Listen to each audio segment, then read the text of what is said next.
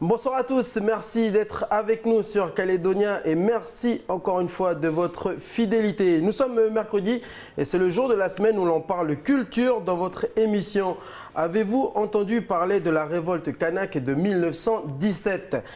J'imagine que oui, vous l'avez vu dans le JT à l'instant d'Élise depuis lundi à 18h.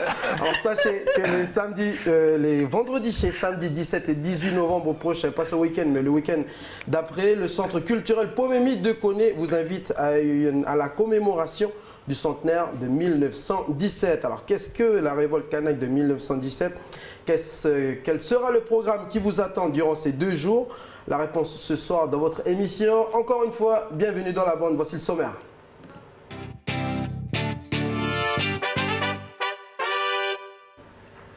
Alors comme je vous le disais, on va parler de la programmation du week-end de commémoration. La révolte kanak de 1918 est-elle connue ou pas des Calédoniens? Nous tenterons d'y répondre avec notre invité ce soir, Hervé, 1917, pardon, avec notre invité Hervé Lecret, membre de l'association Robin Fouada. Merci d'avoir accepté l'invitation, Hervé. Bonsoir.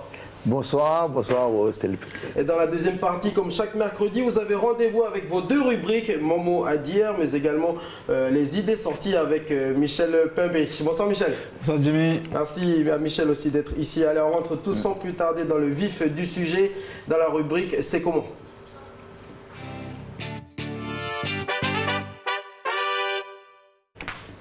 Les 17 et 18 novembre prochains, le centre culturel Pomemi de Koné vous invite à une commémoration du centenaire de 1917. Alors Hervé, est-ce que tu pourrais nous présenter ces 2 jours de festivités ?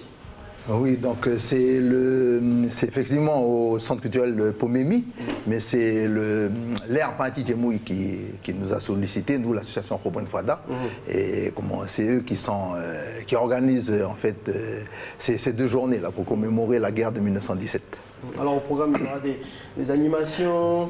Au programme, il y a des ateliers, des animations, il y a aussi l'exposition qui est d'Amen Boîte, qui était au centre culturel Tibaou. Donc elle était pendant plusieurs mois au centre culturel Tibaou et là, elle sera pour une quinzaine de jours à Pomemi. Donc non seulement il y a l'exposition d'Amen Boîte, d'Amen Boîte c'est la saga et le casse-tête.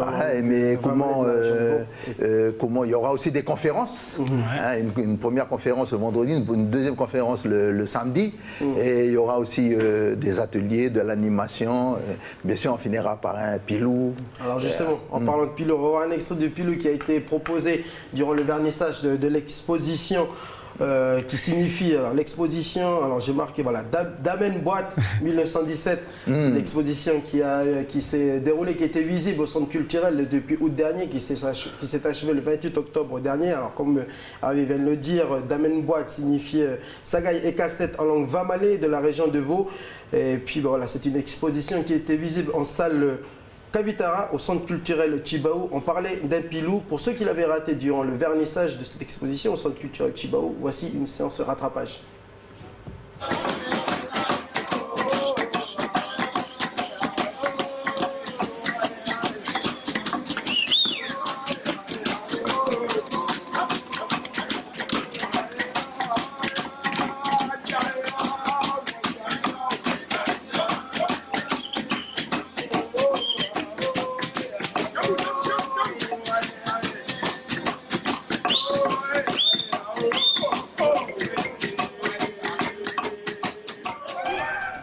Hervé, le pilou, c'est vraiment l'élément fondamental à faire avant une exposition, surtout pour ce genre de sujet.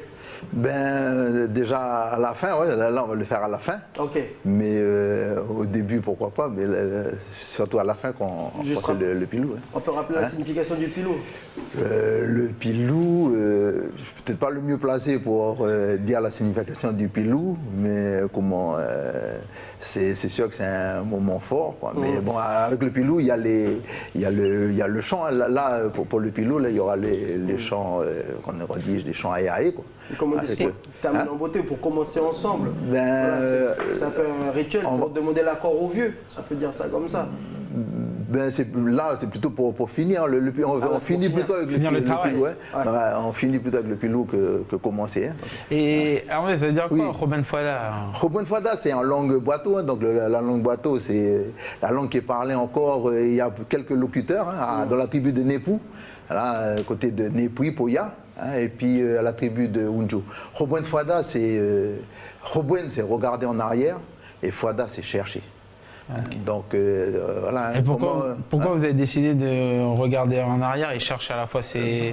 C'est toujours pour les enfants comme nous qui ont oublié les repères, qui ont perdu leur culture. Voilà, rétroviseur cassé. Voilà, rétroviseur cassé. Non mais voilà, non mais on regarde dans le rétroviseur, mais c'est bon, le retour en arrière. Hein, il a dit comme ça, c'est un mythe. Hein. Okay. Hein, notre identité, elle est devant nous. Ouais. Mais justement, on va chercher, on nourrit notre... Parce qu'on a dit comme ça, on ne peut pas changer le passé. Hein, ça me fait changer le passé. Ça me fait rappeler des paroles du groupe de Boinjet que tu connais par cœur. Ah, ben ça... Tu veux la chanter vite fait? Le passé restera le passé. Mais pour l'avenir, il nous faut des souvenirs. Voilà, hein, donc on ne peut pas changer le passé, mais il faut qu'on travaille sur le présent pour que l'avenir, surtout là, on a très besoin. On va avoir des bonnes bases. Robwen Fouada, c'est le nom de l'association qui organise ces 2 jours de festivités. C'est pas nous qui organisons, mais on a été sollicité par l'AIR, c'est l'AIR, hein, l'AIR Patitié Mouyen. Donc il y a l'AIR Haute-Mawap aussi qui est concerné par cet événement. Voilà, c'est l'AIR Patitié qui est à la barre. Je rappelle que nous sommes en direct également sur Facebook Live. Alors vos réactions, vos questions, n'hésitez pas.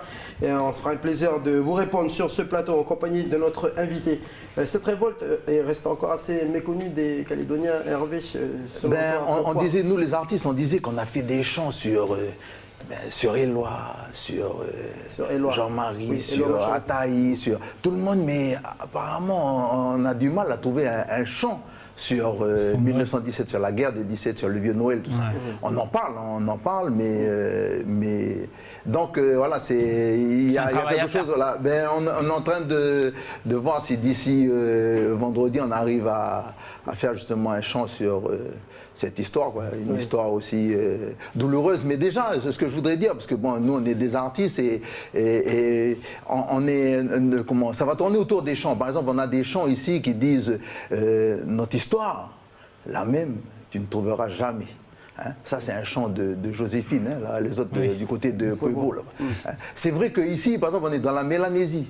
Et des fois, on veut confondre l'histoire de... Par exemple, on a dit Kanaki Nouvelle-Calédonie pour faire un peu comme Papouasie-Nouvelle-Guinée. Mais non, notre histoire, la même, tu ne trouveras jamais. Même nos frères là, de Vanuatu, on n'a pas la même histoire avec eux. Hein, donc, voilà, nous, ça va tourner beaucoup.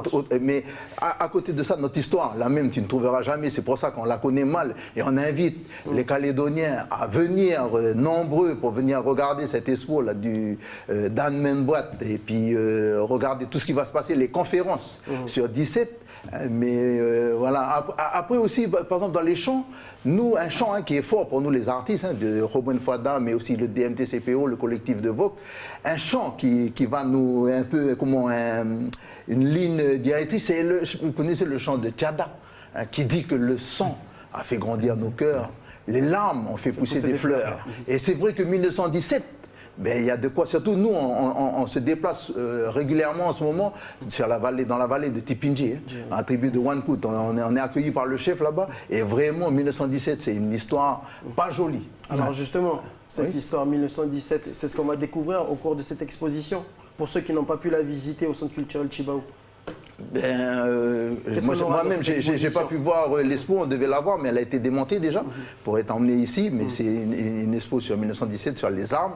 Donc voilà, donc l'expo elle sera là pendant 15 jours, mais bon, venez déjà les 17, vendredi 17 au vernissage, parce que justement l'association Robwen Fouada va proposer une mise en forme, voilà, un spectacle pour emmener à l'expo.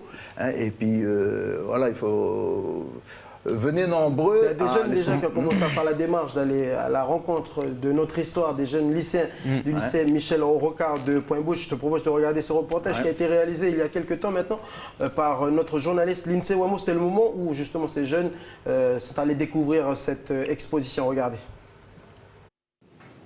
Ces camarades n'étaient pas bien dans leur corps pendant longtemps. Et moi j'en fais partie. Il y en a d'autres, je ne sais pas. Ce peuple, il a failli disparaître. L'idée de cet échange ce matin, comprendre la révolte de 1917, mais aussi plus largement la révolte kanak.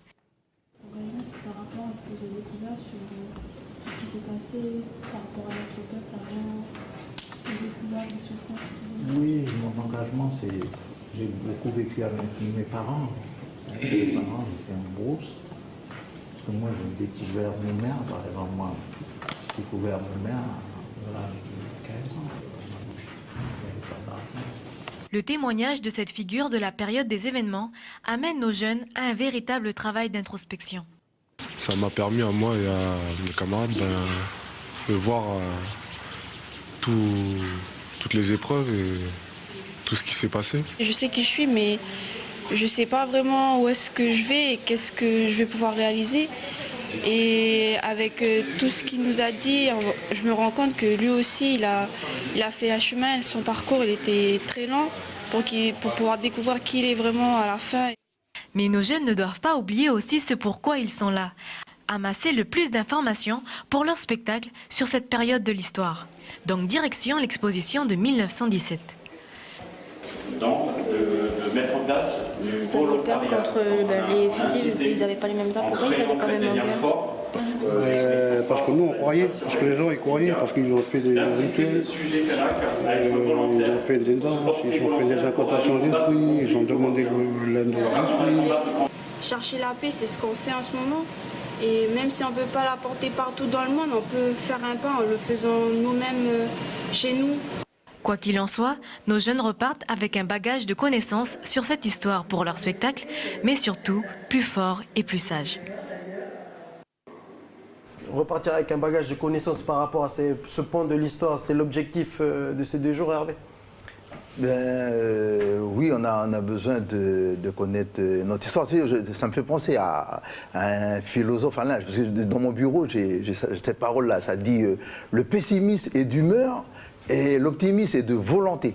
Alors, je sais pas vous, mais moi, j'allais dire une race que j'aime pas trop, c'est les optimistes qui font rien, quoi. L'optimisme est de volonté. Je pense que c'est important ces jeunes-là, je les ai vus, ils sont venus au complexe faire leur spectacle. Et voilà. Et donc, je pense que on a des défis là devant nous, et comment il faudra qu'on se donne les moyens pour que ça se passe bien, quoi. Faut pas simplement, faut pas dire simplement ça va bien se passer, ça va bien se passer, se convaincre là. Non, il faut faire chacun à son niveau ce qu'on peut faire, quoi. Et puis merci à Calédonia parce que. En tout cas, c'est vrai, ils ont fait une super démarche, les enfants, parce qu'ils ont fait un spectacle à travers ça. Et ce qu'il y a de très bien, dont tu parlais tout à l'heure, c'est de s'attribuer cette histoire. Mais c'est pas que nous, les Kanaks, c'est tous les Calédoniens qui doivent s'attribuer cette histoire. Et dans ce spectacle-là, on voit toutes les communautés qui se sont attribuées cette histoire. Et franchement, nous, on a eu l'occasion d'aller filmer. Et moi, j'ai trouvé ça très bien de la part de ces jeunes.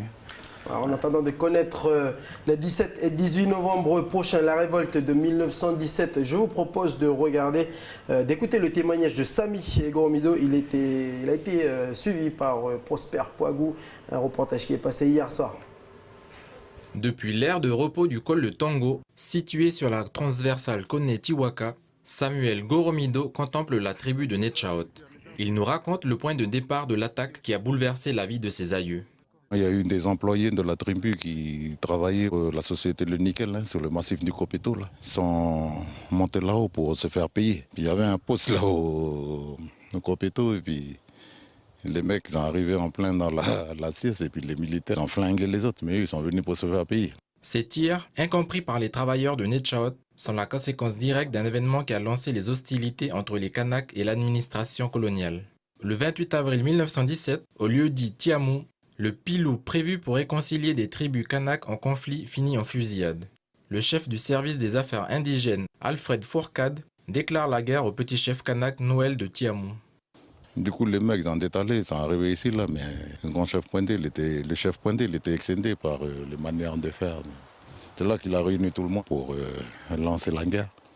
Et après, ils ont attaqué le sud du Copéto. Ils ont brûlé toutes les concessions des colons, les colons à l'époque, qui habitaient derrière la montagne. Après, ils sont venus, ils ont retiré là. Après, ils ont encore attaqué toute la tribu de Noélie, parce qu'ils disaient que la tribu de Noélie, il est du côté des auxiliaires. Après, le gouverneur Piquet, il a classé la région de Vaud pour un Boutiyanken à moi, pour la vallée d'Amois, comme zone front de guerre. Il y a une guerre à l'intérieur de la Grande Guerre de 1914-1918. Les autorités coloniales de l'époque décident de partir à la recherche des insurgés en mobilisant beaucoup de moyens. Dans le col de Tongo, Samuel Gourmido nous montre un endroit stratégique. Ah, la mitraillette, elle était là. Donc là, il y a des sacrées portées de tir. Pour les mitraillettes, déjà, à l'époque, on doit bien faire 600 mètres, 800 mètres, 600 mètres à vol d'oiseau. Puis après, ils ont tiré sur les gens en bas, sur l'Antal. Les gens qui sortaient de l'église, sortaient du temple. Du coup, tous les gens, ils sont sauvés comme ça. Les autres sont sauvés. Il y en a qui sont montés comme ça, il y en a qui sauvent la rivière. Comme ils ont dispersé un coup, la mitraillette, il ne peut plus tirer sur n'importe qui. Puis il a envoyé les auxiliaires pour attraper les gens. Tiapi Noël Goromido, le grand-père de Samuel, échappe au massacre. Avec ses deux frères, il mène les survivants à un point de ralliement situé à quelques centaines de mètres du col de Tongo. Donc voilà, les vieux, ils sont retrouvés ici. Ils sont passés par derrière là-bas, puis après ils ressortent par ici. Pour retrouver toute la partie qui les attendait ici, là, dans le pic sacré. Celui-là. Après, ils repartent par là, puis ils passent par les PND massifs, là-bas, pour sortir à Bobo. La suite de l'histoire, il est là-bas. À partir de Bobo, après, il y a des étapes en descendant. Et puis après, c'est toute la vallée de Tiwaka. Après. Voilà, c'était le récit de Samy Goromido, un reportage de Prosper Poigou. Ce genre de témoignage ou de ces personnes, est-ce qu'on aura l'occasion durant ces 2 jours de pouvoir échanger avec elles? Oui, il y aura justement le chef d'Intiaout aussi qui participera par exemple à la première conférence le vendredi. Et donc oui, il y aura des échanges. Hein, donc on pourra... D'ailleurs, je trouve que le temps de conférence il est un peu court. Je ne sais pas si ça va le faire, mais sinon ouais, il y aura des temps d'échange. Hein. Alors justement, on pourrait rappeler les horaires et puis le programme pour récapituler. Comme ça, le vendredi, il y a une conférence le vendredi, il y a une conférence le samedi. Les visites des sites historiques, hein, là on a parlé de Tongo, et puis Tchamou, c'est le samedi. Samedi matin, samedi après-midi. Le vernissage de l'exposition à Damen Boîte, là c'est le vendredi, 18h. Hein, et puis voilà, le Pilou par exemple, c'est à la fin, c'est samedi soir. Vendredi soir, on a aussi le spectacle avec Robin. Donc notre spectacle à nous, si je peux, voilà, j'en profite pour saluer la mémoire d'un grand frère qui vient de partir, là, Samy Carré, hein, parce que justement il y a un texte du grand frère Kiki là qu'on va utiliser, je ne sais pas si vous connaissez, hein, il a fait avant de partir en 2007, il a fait un petit 4 titres là. Et dedans, c'est pas 1917, mais c'est Résistance. Et le texte, il a vraiment un très beau texte. Hein. Ça commence comme ça, c'est par une nuit rebelle, il y a de cela plusieurs lunes, un feu s'est allumé. Et ça continue, par une nuit rebelle, il y a de cela plusieurs lunes, un feu a parlé. Après, un feu a crié. Et après, des feux ont hurlé. Et le 5e strophe, il dit, par une nuit rebelle, il y a de cela plusieurs lunes, les feux se sont éteints. Et il dit, Noyerikamo, il n'y a plus personne. L'eau est devenue rouge sang. Mais quelque part dans le creux d'un tronc d'arbre, il y a un tison qui pleure de rage. Wow, résistance! Wow, résistance! Voilà, donc ça, là, ça va être un peu... Parce que, je ne sais pas si vous avez entendu, là, au début, on a dit comme ça, il faut que les larmes fassent pousser des fleurs. Oui. Hein? On n'a pas le choix, il faut que les larmes fassent pousser. Le sang fait grandir nos cœurs, c'est Tchadas qui dit ça. Oui. Hein? Et en même temps, voilà, le peuple kanak, il a toujours résisté. Hein, voilà. Et vraiment, le chant du grand frère là, Kiki, qui est parti en 2008. Il va résonner le 17. Voilà, le 17, on va essayer de le faire résonner. En tout cas, le rendez-vous est pris, il faut être là le 17 et le 18. C'est un bon programme chargé, exhaustif. Oui. Reste avec nous, et puis merci encore une fois pour toutes ces précisions. On marque une courte pause, c'est la fin de cette première partie.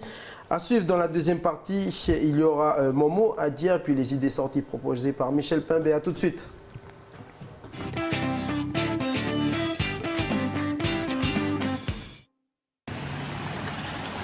إني أنا لما يعني أكون أشوف حاجة كده في المنام يعني ايه بتبقى بتحصل في الواقع. انا ايه بحس ان هي حصلت لي قبل كده بس تاريها بتبقى في الحلم.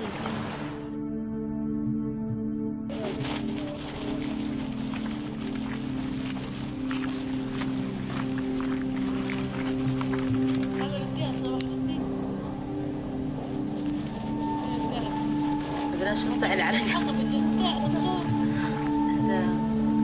بلاش امسك نفسي خالص من هذا.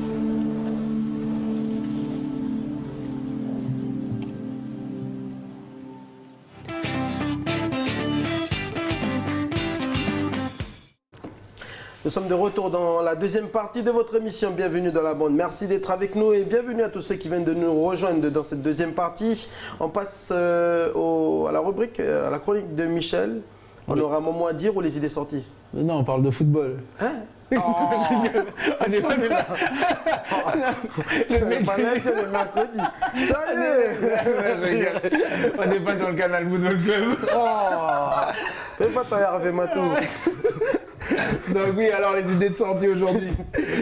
Il y a tout d'abord. Je suis en train de réfléchir, mais il n'y a pas de football dans les idées sorties. Ah, les blagues de Michel, hein. D'anthologie. Alors, tout d'abord, il y a au menu le festival One Dance 2017 qui continue et qui se termine ce week-end avec le spectacle Meeting. C'est une danse hors norme qui vous attend au centre Jean-Marie Tjibaou. Ça commence le 10, 11 et 12 novembre à partir de 19h. C'est week-end. Ouais, c'est week-end. Donc, le meeting, c'est 2 danseurs. Meeting, c'est 2 danseurs et 64 robots. Donc, ces 64 robots sont en forme ils se mettent en forme de cercle. Ils sont disposés en forme de cercle et ils sont équipés de crayons qui frappent au sol et qui font de la musique. Les danseurs, ils dansent et ils font apparaître des mouvements très mécaniques. On dit, ils ont l'air de 3 robots, mais ça donne ça en vidéo. C'est plus parlant.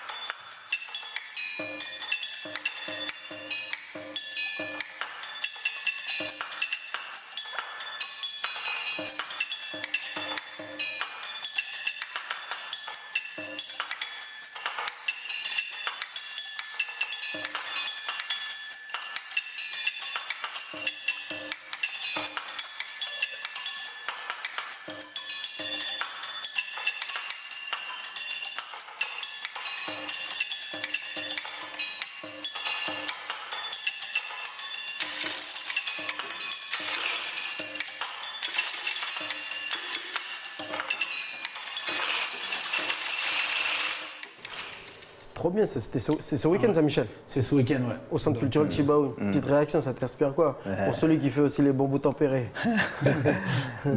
Créativité, quoi, originalité, puis travail, quoi. On a l'impression que... C'est facile, c'est mais là, c'est un travail de fou. Donc alors, pour vous y rendre, ça vous coûtera plein tarif, 2500 francs, tarif réduit 2000 francs et tarif en groupe 1500 francs. Donc vous pouvez acheter vos billets sur eticket.nc ou au guichet du centre culturel Tjibaou. Renseignements au 41 45 45. Autre idée de sortie, ça se passe à Farino. C'est un atelier en permaculture. Ça sera le dimanche 12 novembre à 9h au parc des Grandes Fougères. L'objectif de cet atelier, faire découvrir aux visiteurs les interactions qui existent dans la nature entre les plantes, les arbres, les insectes et les autres interactions qui existent. L'observation de ces réactions permettra ensuite de développer une agriculture et un mode de vie éco-responsable pour ceux qui veulent pratiquer la permaculture chez eux. Donc, si vous voulez y aller, vous pouvez vous inscrire et vous renseigner au 42 72 00. 42 72 00. 43. Non, 43, excusez-moi. 43 72 00. Merci Adrien, dans l'oreille. Merci mon cher Adrien, toujours aussi gentil ce réalisateur. Toi, lui. On passe à un moment à dire, Michel. Oui, déjà on enchaîne comme ça. Je sais pas pourquoi non, t'avais Donc mon mot à dire autre chose à aujourd'hui. dire peut-être. Non. Aujourd'hui, mon mot à dire, c'est Esmeralda de Koné qui répond aux questions de Océane. Elle nous dit à quoi lui fait penser le mot sécheresse. C'est parti. Salut la bande. Alors aujourd'hui, c'est Esmeralda du collège de Koné qui a son mot à dire. Ça va Esmeralda? Oui, ça va. Alors tu as ton mot à dire aujourd'hui, je suppose? Oui. Tu as envie de parler? Oui. Alors je t'invite à piocher un mot dans le panier. C'est la sécheresse. Sécheresse. Tu trouves que c'est un mot d'actualité en ce moment? Parce que presque tout partout, ça commence à brûler. En l'air de chez moi, ça a brûlé pendant le week-end. Comment ça s'est passé? Ben, je sais pas. On était en train de... mon beau-frère et ma belle-sœur, elle est venue tourner chez moi. Enfin, chez nous. Puis après, il y avait un feu en l'air sur la montagne. Ma mère elle a dit d'aller arroser, mais on n'avait pas écouté. Puis on a cru que ça allait arrêter. En fait, ça avait déjà brûlé, mais on a cru que ça allait arrêter, mais après, ça avait repris à cause du soleil. Enfin, c'était comme si c'était sec, l'herbe. Et du coup, non, vous n'êtes pas allé arroser, vous avez appelé les pompiers? Oui, après. Et quand ça a bien pris. Et tu as déjà vécu des moments de sécheresse comme ça ou jamais aussi longtemps et aussi important? Non, c'était la première fois. Ah, que c'est aussi sec? Oui. Et pour toi, c'est grave la sécheresse? Ben oui, parce que ça brûle la nature. Et du coup, tu conseillerais quoi aux gens?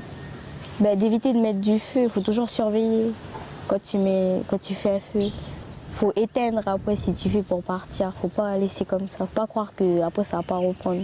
Faut vite éteindre. Et ceux qui font exprès? Ben faut arrêter.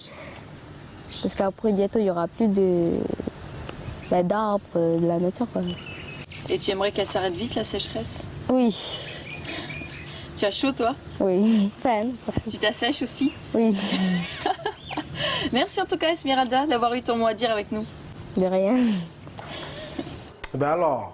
Ben oui, arrêtez de faire du feu. Après, il n'y a plus d'eau. En tout cas, la bonne nouvelle, c'est que la pluie a fait son retour ici du côté de Koné. Là, ça fait du bien. Ouais. Et tu préfères avoir de pluie pour les 17 et 18 ou pas, Hervé? Peut-être pas quand même. On est content de la pluie. On arrive à la fin de cette émission, peut-être rappeler l'ouverture des portes le 17 et 18. Ouais, donc on accueille l'accueil des délégations aussi, ça commence le jeudi. Hein. Donc, et puis le public, c'est à partir du vendredi, sur 2 jours, hein, vendredi puis samedi.